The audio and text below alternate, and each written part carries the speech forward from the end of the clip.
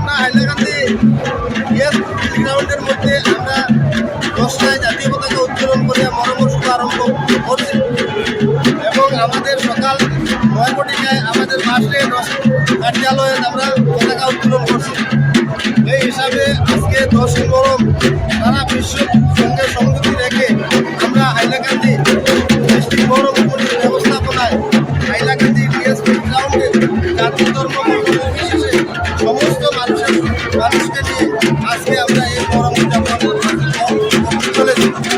তাই আমরা জাতি ধর্ম ভাষা নির্বিশেষে সকলের উদ্যোগে হাইলাকান্দিবাসীর প্রশাসন এবং অ্যাডমিনিস্ট্রেশনকে আমরা ধন্যবাদ জানাই। যেভাবে ওরা আজকে প্রায় মাসব্যাপী আমাদেরকে স্বতঃস্ফূর্তভাবে সাহায্য সহযোগিতা করে গেছেন। আজকেও সকাল 7টা অবধি বিকাল 4টা পর্যন্ত ওরা করে যাচ্ছে। বর্তমানে আমাদের হাইলাকান্দি স্টেশনে আমাদের ডিআইজি স্যার আমাদের হাইলাকান্দিতে উপস্থিত।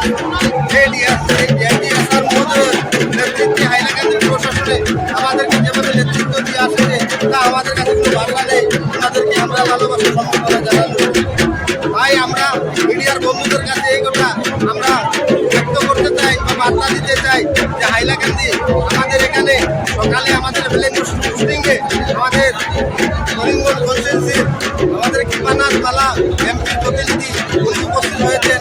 আমাদের সমাজসেবী সমস্ত প্রতিনিধি এখানে উপস্থিত হয়েছেন।